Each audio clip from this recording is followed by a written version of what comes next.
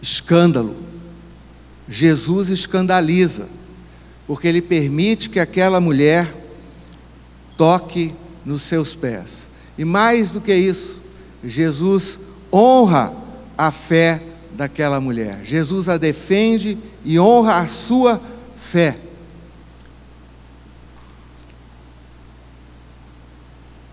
Um pouco para frente, Jesus faz um deslocamento e atravessa o lago e vai até Gerasa.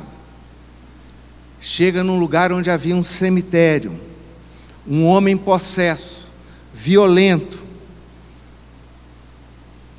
Jesus o liberta dos demônios que o possuíam. Ele era um evitado pela sociedade, mas Jesus o acolhe e o restaura. E o povo daquela cidade fica escandalizado e pede que Jesus vá embora da sua terra. Nas histórias de Jesus, muitas histórias causam esse escândalo, causam esse choque. No bom samaritano, na história do bom samaritano, quem é o portador da graça é o samaritano, e não o sacerdote nem o levita. Os religiosos não são o protótipo, o modelo, o exemplo da graça, mas exatamente um gentio, um desprezado pelos judeus. E Jesus então subverte as hierarquias étnicas e religiosas. E nas parábolas maravilhosas do capítulo 15, as 3 parábolas da graça, o pastor busca a ovelha perdida, a mulher busca a dracma perdida, a moeda perdida, e o pai vai atrás do filho perdido. A gente não busca algo que a gente perde que não tenha valor.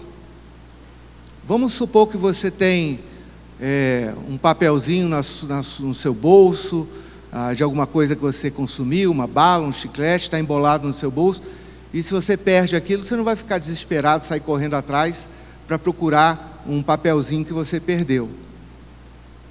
A gente só procura o que tem valor. E esses perdidos, todos eles, têm valor para Deus. Ele vai atrás da ovelha perdida, da dracma perdida e do filho perdido. Então Lucas mostra um padrão repetido por Jesus. Tem uma constante sendo apresentado nesse evangelho. E Jesus aparece se aproximando e aceitando os socialmente esquecidos e marginalizados. Jesus chama pelo nome os desprezados. Jesus toca os impuros. Jesus come com os pecadores.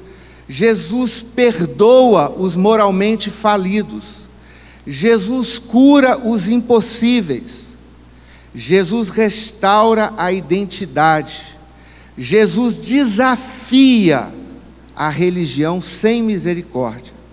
Jesus, portanto, não apenas ensina a graça, mas ele a encarna, uma graça escandalosa. Hoje, Jesus está passando por Jericó.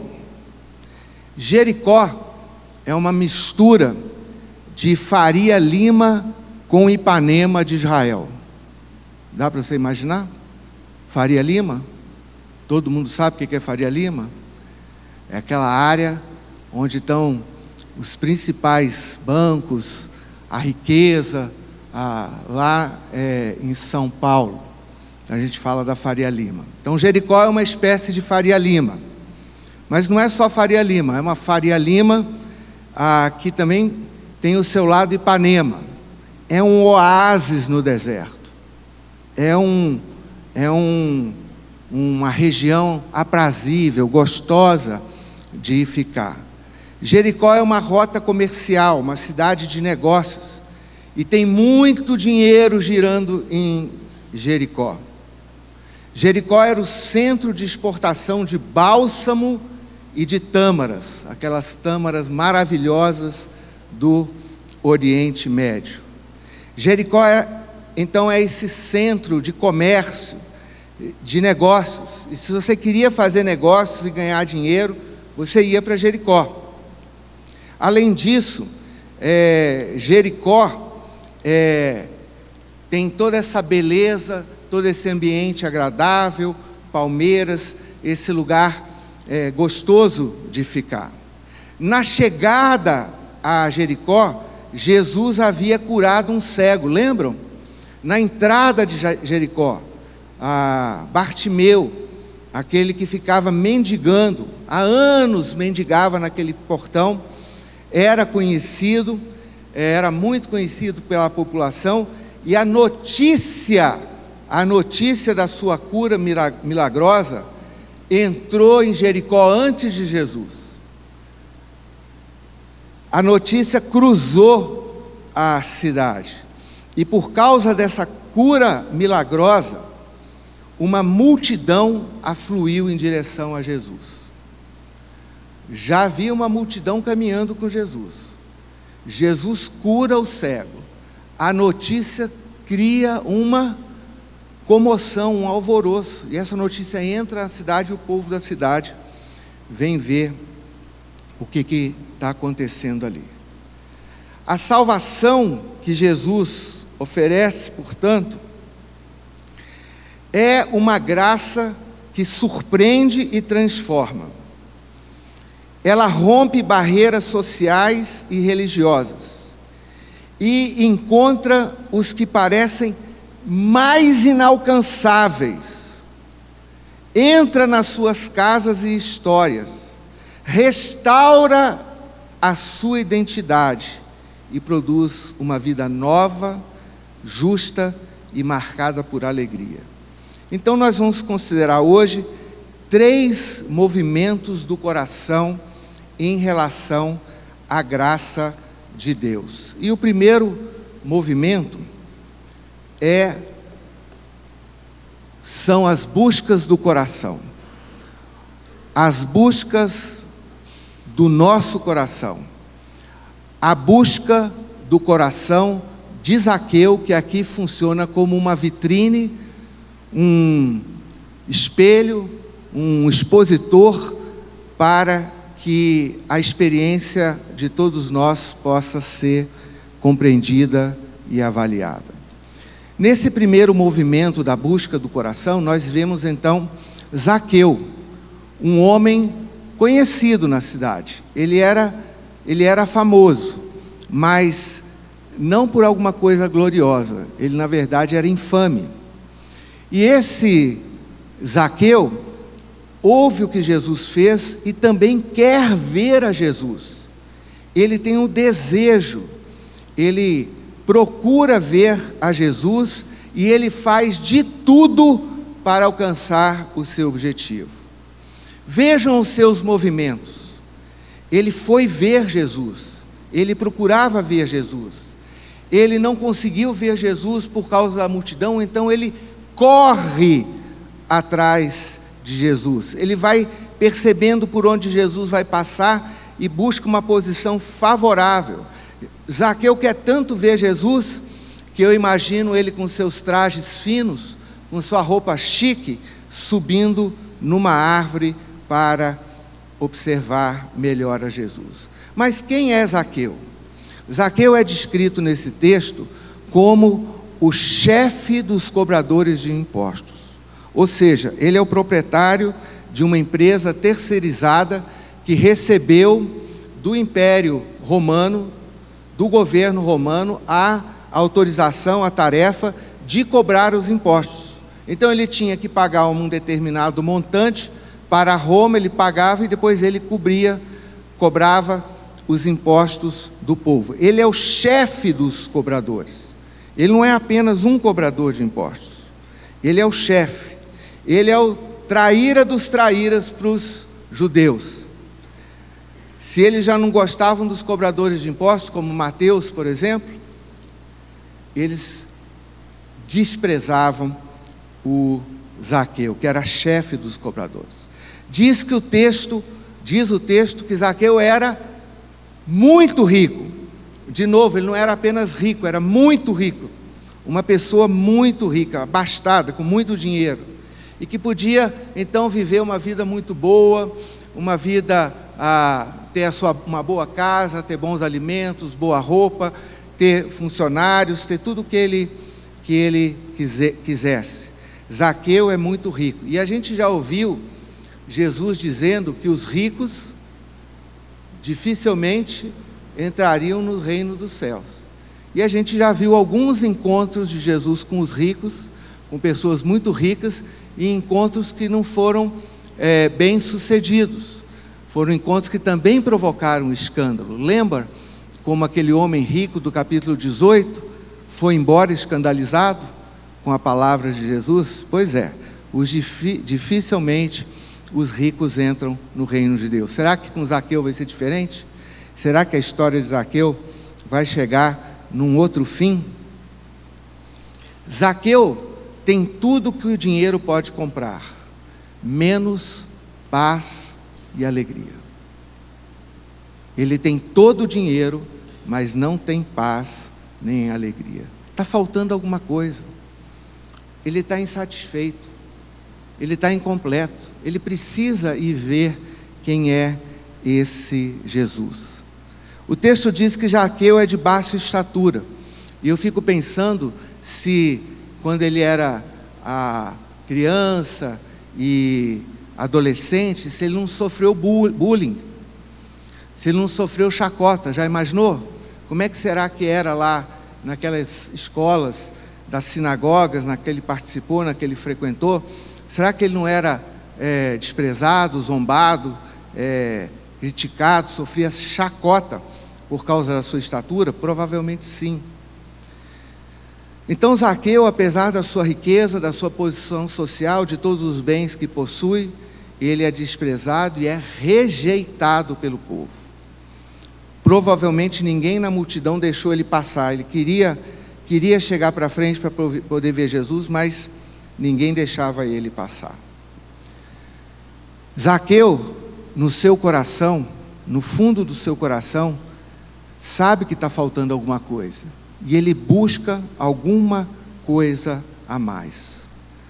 Zaqueu é o retrato, é o protótipo do coração humano, cheio de tentativas, cansado de si mesmo, buscando sentido em muitos lugares que não satisfazem, mas ainda desejando ver Jesus, ainda querendo conhecer a Deus.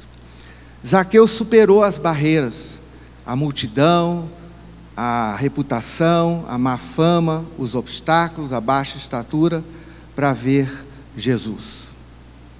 Isso nos leva a um segundo movimento presente nesse texto. Agora, o movimento, a movimentação de Jesus. O que Jesus faz? Como Jesus age? Como Jesus entra em cena e encontra Zaqueu? Jesus passa por Jericó com o propósito de encontrar a Zaqueu. Não foi um encontro acidental, não foi um encontro por acaso. A multidão está gritando. Imagina aquela confusão em torno de Jesus, aquele alvoroço, tudo que está acontecendo, a multidão se empurrando, talvez alguém querendo tocar Jesus, e de repente Jesus para.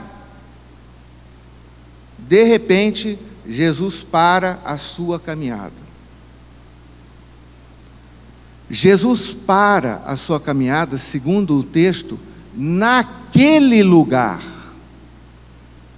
chegando àquele lugar. Que lugar?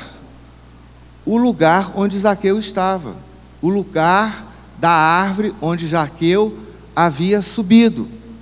Jesus chega àquele lugar específico. Zaqueu acha que é ele que está procurando Jesus, mas na verdade é Jesus quem está procurando Zaqueu desde a eternidade.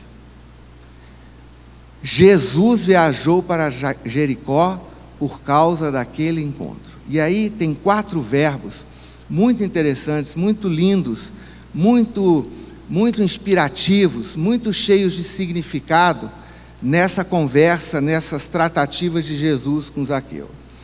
Jesus parou naquele lugar, como nós acabamos de dizer. Jesus olhou para cima. Diz que ele estava num sicômoro, né? Como é que diz na sua tradução? Qual que é a árvore que Zaqueu subiu? Uma figueira? Uma figueira brava, um sicômoro? Essa é aquela árvorezinha que fica cheia de folhas. Talvez Zaqueu não quisesse ser visto. Talvez Zaqueu queria ver, mas não quisesse ser visto. E o texto diz que Jesus parou e olhou para cima.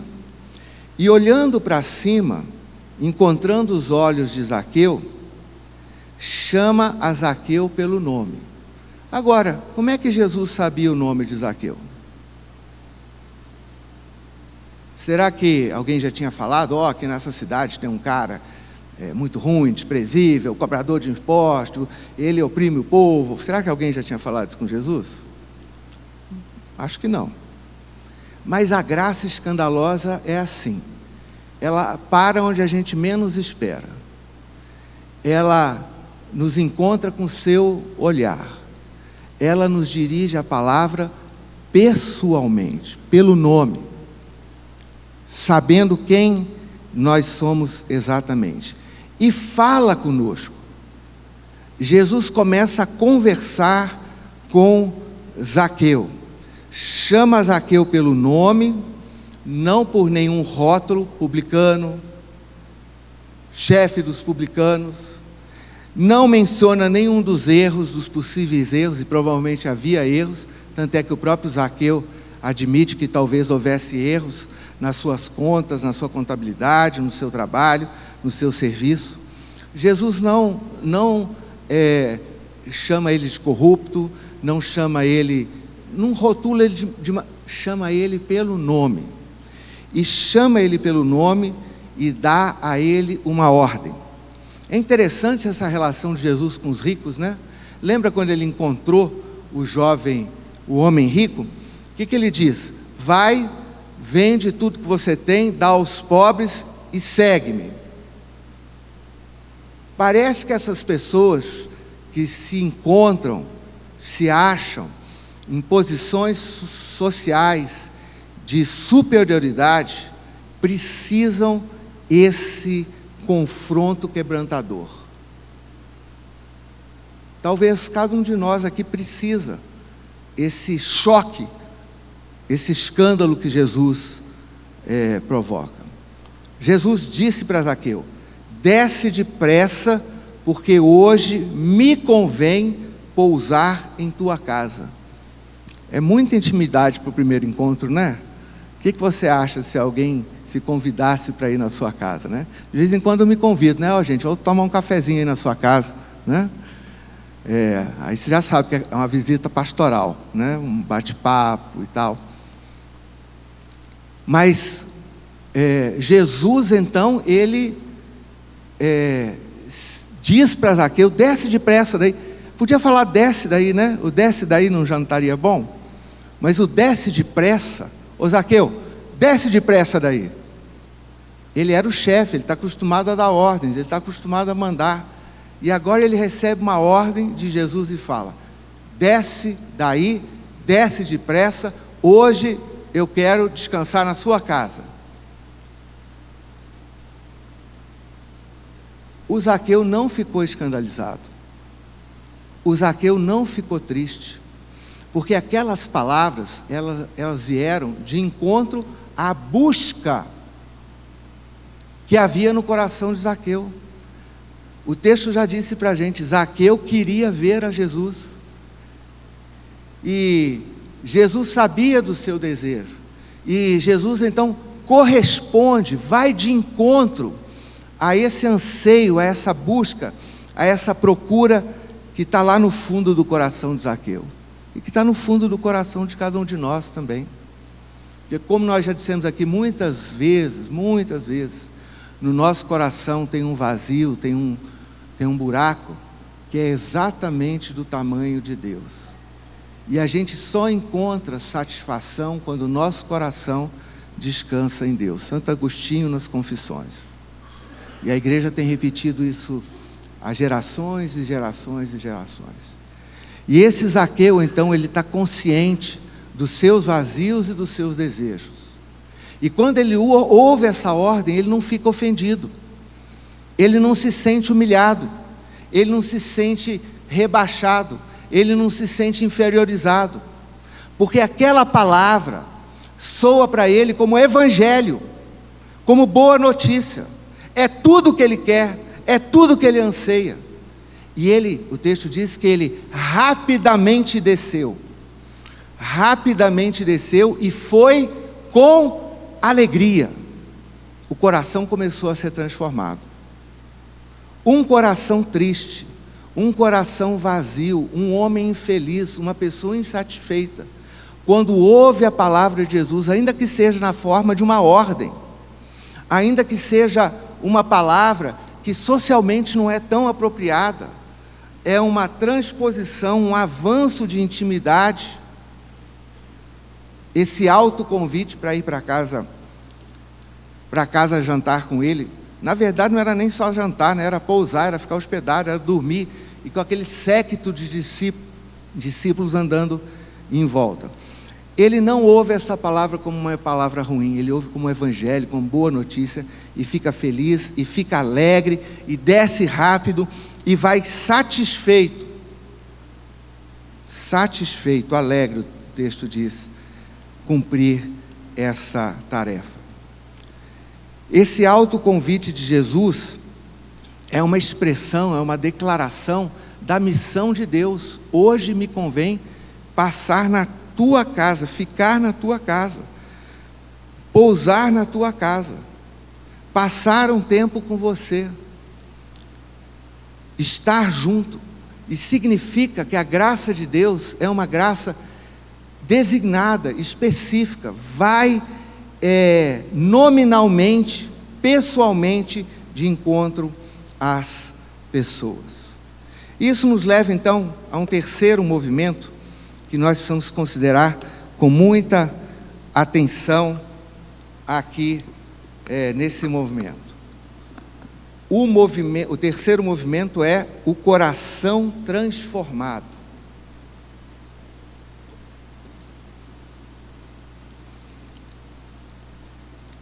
Vimos então as buscas do coração, o coração que é alcançado pela graça, e agora nesse terceiro movimento, os efeitos da graça no coração, um coração transformado. Diante da surpreendente parada de Jesus, do seu olhar, da identificação pessoal e da conversa com Jesus, Zaqueu atendeu imediatamente a ordem do Senhor. Zaqueu acolheu Jesus em sua casa, mas não apenas na sua casa, na sua mesa e também no seu coração. Nisso, Zaqueu já experimenta algo da alegria da salvação. Mas e o povo? O povo fica escandalizado, o povo fica horrorizado. Como é que pode? Jesus vai ficar na casa de um pecador inveterado, diz a minha tradução, um grande pecador. Como é que Jesus vai ficar na casa desse sujeito? Mas Jesus entra lá, apesar do escândalo do povo, apesar da crítica do povo, apesar do murmúrio do povo, Jesus vai para a casa de Zaqueu. O que será que Jesus conversou com Zaqueu naquela noite? O que vocês acham? Puxa, eu ia gostar de saber um pouquinho dessa conversa. O que aconteceu nessa conversa? Porque os efeitos são tão poderosos, os efeitos são tão transformadores, a mudança do Zaqueu é tão grande, como nós vamos ver logo em seguida, que deve ter acontecido uma coisa tremenda nessa conversa. Eu queria saber que palavras foram essas. Deve ter sido palavras muito, muito poderosas. Nós não sabemos o que foi dito. Provavelmente Jesus falou alguma coisa sobre a chegada do reino de Deus, como Jesus falava em todo lugar. Provavelmente Jesus falou alguma coisa sobre a metanoia, sobre o arrependimento.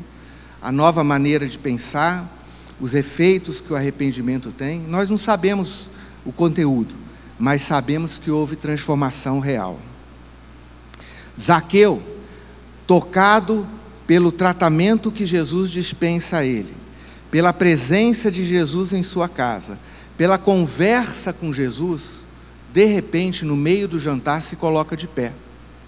Ele se coloca de pé no meio do jantar. Imagina que você está tendo uma refeição na sua casa e alguém levanta bruscamente. O que você acha? Grosseria, falta de educação, né? Mas ele se levanta por quê? Porque ele quer fazer uma declaração solene, ele quer fazer uma confissão pública. E ele se levanta durante o jantar, e imagino que havia outras pessoas ali presentes. A nossa imagem é de um jantar que parece privado, mas tem muitas pessoas ali, provavelmente a família de Zaqueu, a casa dele, alguns servos, os discípulos de Jesus, alguém mais está ali em volta naquele momento. O Zaqueu se coloca de pé e começa a fazer uma declaração pública da sua conversão. Uma declaração pública da sua conversão. Observe bem a ordem dos fatores. Observe bem. Ninguém muda sendo julgado. A gente muda quando é amado. E foi isso que aconteceu com Zaqueu aqui.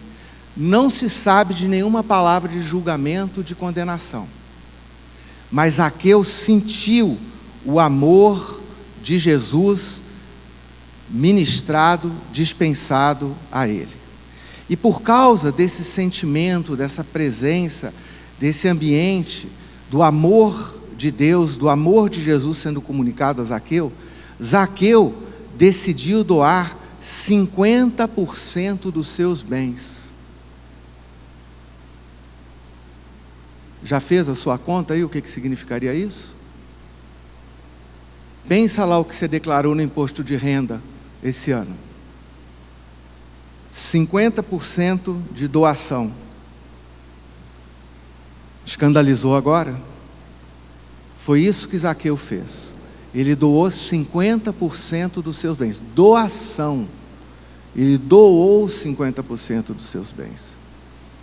Foi muito generoso. E mais do que isso, a segunda decisão que Zaqueu tomou naquela noite, Zaqueu decidiu rever toda a sua contabilidade. Olha o trabalho. Zaqueu decidiu rever toda a sua contabilidade, e se ele identificasse alguém que tivesse sido prejudicado, ele ia restituir 4 vezes mais. Já pensou o que é isso?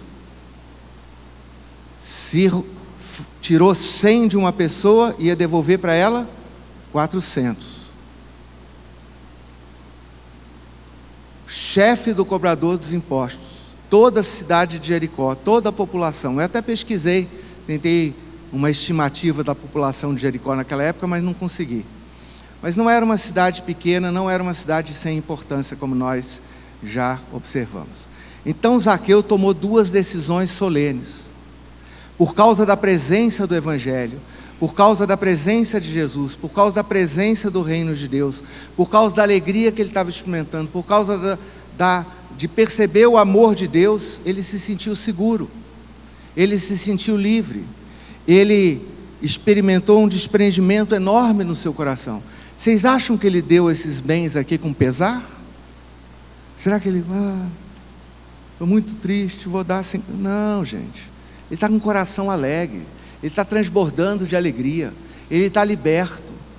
Aquele buraco da alma dele encontrou um preenchimento, uma satisfação profunda, e ele vai com a mesma alegria que ele recebeu a Jesus, ele está doando os seus bens, e está decidindo rever e restituir, reparar a qualquer pessoa que houvesse sido prejudicada por ele. Esses são sinais de conversão, arrependimento e justiça. Isso são sinais de conversão. Não uma emoção barata qualquer. Não que não possa vir mediado, sinalizado por emoções. Mas não é isso que marca o arrependimento. não é necessariamente o choro, mas são as decisões éticas, a revisão de vida, a reorientação do seu comportamento. Jesus, portanto, declara que isso era sinal de salvação. Olha que interessante, aqui aparece a palavra salvação. Hoje entrou salvação nessa casa. Se tem uma pessoa que podia ter certeza de salvação, era Zaqueu. Porque Jesus falou para ele que a salvação havia chegado na casa dele. E essa salvação, ela foi percebida por esses sinais, por essas marcas. Então, vamos pensar um pouquinho aqui, o que Jesus quis dizer com essa palavra salvação. O que significa salvação chegou nessa casa? Vocês acham que Jesus está falando para Zaqueu que ele ia para o céu? O que vocês acham? Vamos, gente, o que vocês acham? Estão escandalizados ainda? Está todo mundo escandalizado até agora? Estão agarrados lá nos 50% do imposto de renda? Vocês acham que Zaqueu ou Jesus... Será que Jesus está falando assim, você vai para o céu? Será que é isso que ele estava falando? A gente já viu essa mensagem aqui em Lucas, na boca de Jesus. Jesus já falou esse negócio de ir para o céu?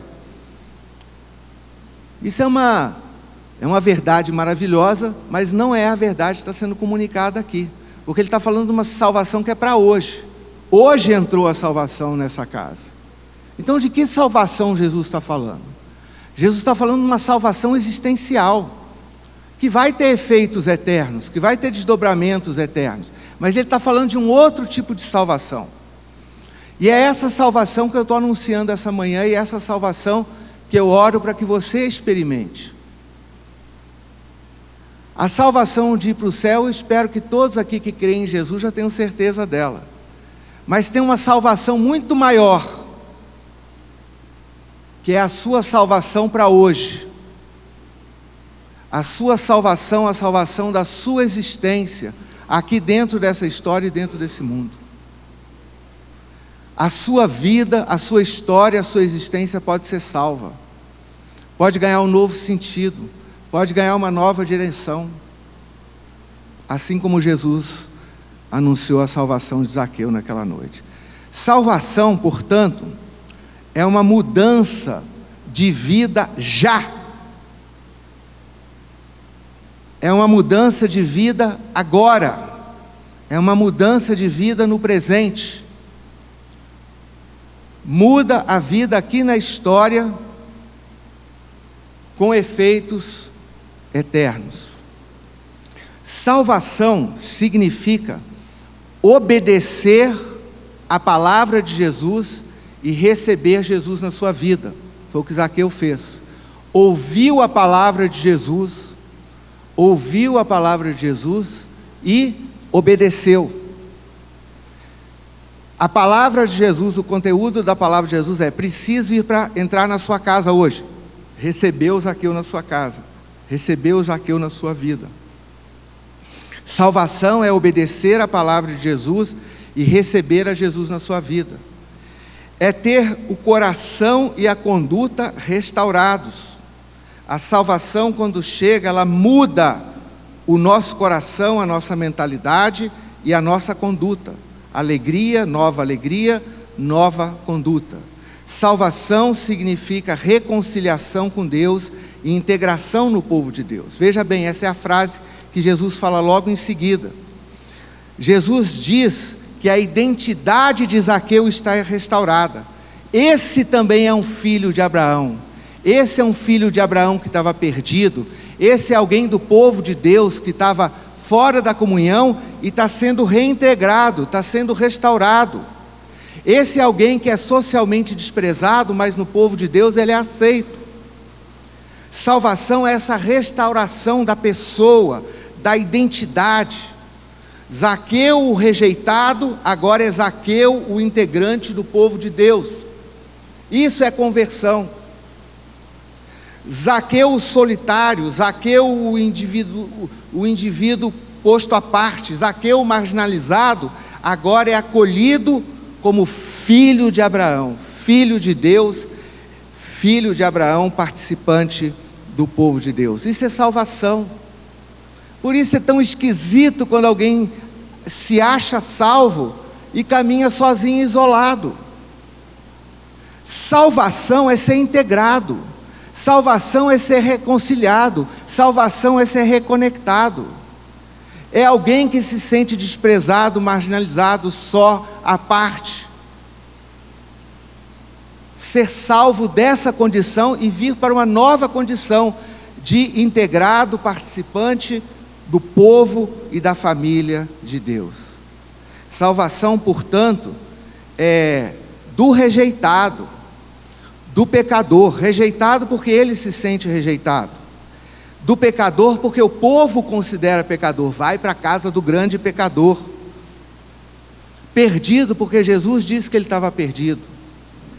Salvação é do rejeitado, do pecador e do perdido, é o resgate dessa pessoa, na sua inteireza, na sua integralidade, é ser encontrado, é experimentar um reencontro existencial, o reencontro com a sua história, o reencontro com a sua vocação, o reencontro com a história que Deus tem para aquela vida, para aquela pessoa. Salvação, portanto, é transformação ética e relacional, novas prioridades. Prioridade não é mais acumular o máximo possível de dinheiro. Acumular o máximo possível de dinheiro é a conversão a Mamon. São os servos de Mamon que tentam acumular o máximo de dinheiro. Quem entra no povo de Deus tem um novo coração, uma nova mentalidade. Ele não quer acumular mais o máximo de dinheiro. Ele pensa com categorias de generosidade, pensa com categorias de justiça. É a reparação do passado. Veja bem, conversão tem a ver com a revisão de vida. O que na minha história precisa ser consertado? O que precisa ser reparado? Quem que eu preciso indenizar? A quem eu preciso pedir perdão? De quem eu falei mal que precisa ter a honra restaurada? Isso é conversão. Conversão não é levantar a mão num culto, não é uma emoção passageira. Conversão é uma profunda revisão de vida. É um novo compromisso com a justiça, com a integridade, com a correção, com a retidão. Isso é conversão. Mas, como eu disse, isso é fruto da graça e não condição para a graça. É por causa da experiência da graça, do amor de Deus, é que Zaqueu experimenta a transformação ética e relacional, novas prioridades, nova relação com o dinheiro, reparação do passado e compromisso com a justiça. A verdadeira conversão, segundo Lucas, em todas essas histórias que nós estamos vendo, a verdadeira conversão mexe no bolso, mexe na ética. Se você sonegava, você para de sonegar. Se você trapaceava no negócio, você restitui. Se você era egoísta, você se torna generoso. Isso é conversão, é mudança. Está vindo numa direção, começa a ir em outra direção. A salvação é um ato da graça, não do mérito humano. Zaqueu faz vários movimentos. Corre, sobe, desce, hospeda, declara doações, mas a salvação acontece porque Jesus o viu, Jesus foi em sua direção, Jesus o chamou pelo nome, Jesus entrou na sua casa, Jesus concedeu a ele graça. Salvação é graça escandalosa, derramada sobre quem não merece e sabe que não merece. Zaqueu sabia muito bem que não merecia toda a graça que estava experimentando. Eu quero concluir e orar com essa frase com a qual Jesus encerra essa conversa, essa frase que resume todo o Evangelho. Porque o Filho do Homem veio buscar e salvar o que estava perdido.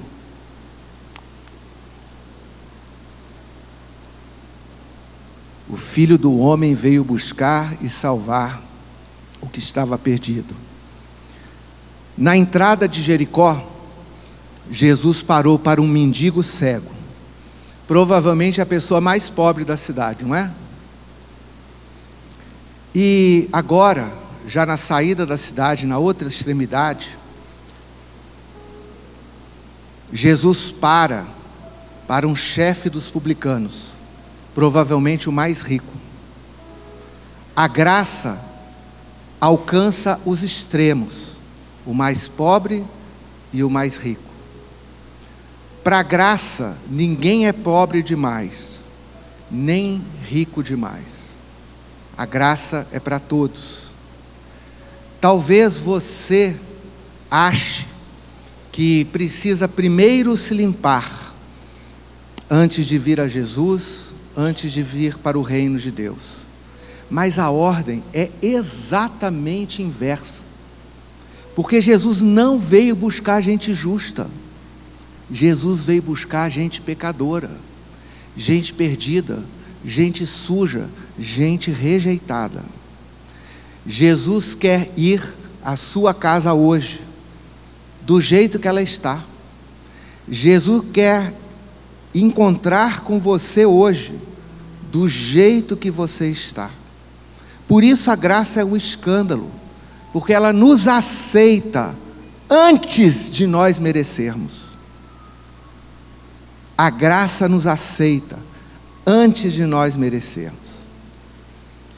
Eu não sei em qual árvore você subiu ou está tentando subir para encontrar sentido para a sua vida. Pode ser a árvore da carreira, do ativismo, da riqueza, dos relacionamentos amorosos sucessivos, ou até da religiosidade vazia. Hoje, Jesus parou debaixo da sua árvore. Jesus parou em frente à sua árvore. Jesus está olhando para cima, olhando nos seus olhos. Ele não está apontando os dedos para os seus erros, embora Ele conheça todos.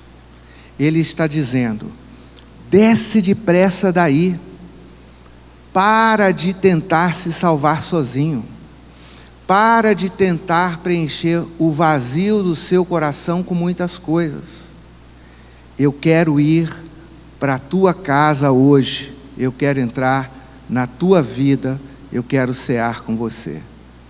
Eu lembro daquele versículo de Apocalipse, quando Jesus diz para a igreja de Laodiceia: eis que estou à porta e bato. Se alguém abrir a sua porta, eu entrarei e cearei com ele. O cristianismo não é sobre pessoas boas que vão para o céu. É sobre um Deus bom que desceu à terra para buscar os maus, os quebrados, os cansados e os corruptos, para transformá-los em filhos de Deus e filhos de Abraão.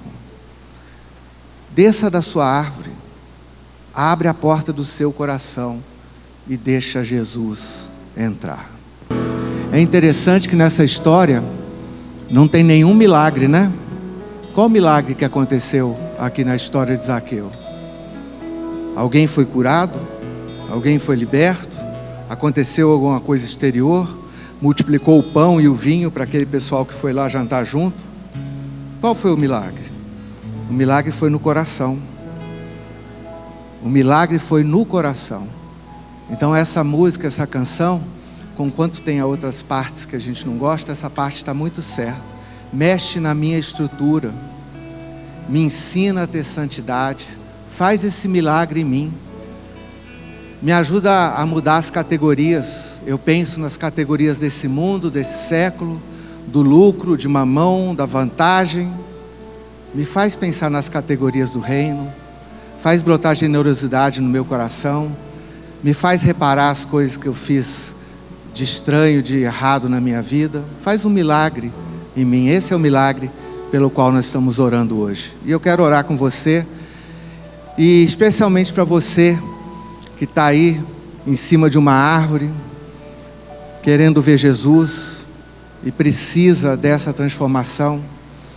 Eu quero deixar a porta aberta para você conversar, para a gente bater papo, para a gente poder orar juntos pela sua vida.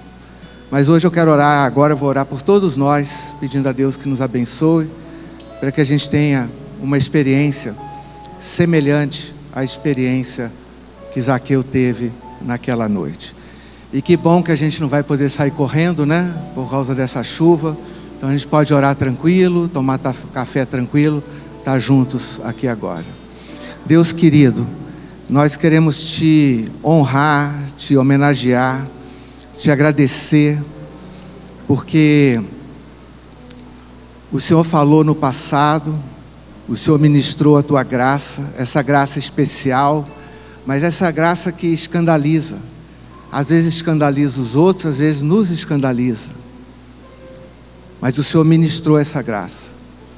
E nós queremos te pedir, ó Deus, cada um de nós aqui no seu coração, nas suas lutas, nas suas questões, Deus, nós precisamos desesperadamente da tua graça. Assim como o Senhor faz o sol nascer, faz a chuva cair, o Senhor continua comunicando a tua graça para esse mundo. O Senhor quer que a tua graça, a graça que acompanha a tua palavra, o teu evangelho, a proclamação do nome de Jesus, chegue a todas as pessoas. Hoje nós estamos aqui, Deus, diante de ti, invocando o teu nome, invocando a tua presença, invocando o teu toque, a tua palavra, pedindo que o Senhor olhe para a gente, que o Senhor fale conosco, que o Senhor toque nas nossas vidas. Da nossa parte, Deus, nós queremos abrir o nosso coração, nós queremos abrir a nossa vida, nós queremos abrir a nossa casa e pedir ao Senhor para vir cear conosco. Vem, Senhor Jesus. O Senhor conhece cada um aqui nas suas lutas, nas suas questões, e eu peço que o teu Espírito aplique agora essa palavra a cada vida, a cada mente, a cada oração que está sendo feita no secreto do seu coração. Que o Senhor venha de encontro a essas orações, a esses corações que te buscam, a esses corações que anseiam pelo Senhor. Que o Senhor os alcance, que o Senhor os alcance com a tua graça e com a tua palavra. Vem, ó Deus, e toca nessas vidas. Pedimos que o Senhor os abençoe e que a tua graça, entrando no nosso coração, enchendo o nosso coração, faça também a alegria transbordar e o desejo de obediência, e o Senhor nos liberte de todas as amarras, e assim como Zaqueu, possamos ter a nossa vida reorientada. Faz esse milagre nas nossas vidas, refaz a nossa estrutura, Deus, a estrutura, as categorias nas quais nós temos pensado, vivido, agido, sentido. Faz um milagre em nós, entra na nossa casa, entra na nossa vida. Essa é a minha oração. Essas são muitas orações que estão sendo feitas aqui nessa manhã, e eu peço que o Senhor escute a cada uma delas, que o Senhor venha ao encontro, abençoe e deixa sobre nós a tua paz, a tua graça. Nós oramos, ó Deus, em nome de Jesus. Nós oramos em nome daquele que subiu no madeiro para que nós pudéssemos descer e viver uma vida nova. E nós pedimos que essa salvação também nos alcance, também nos transforme, também ressignifique as nossas vidas. Nós oramos assim em nome de Jesus. Amém e amém.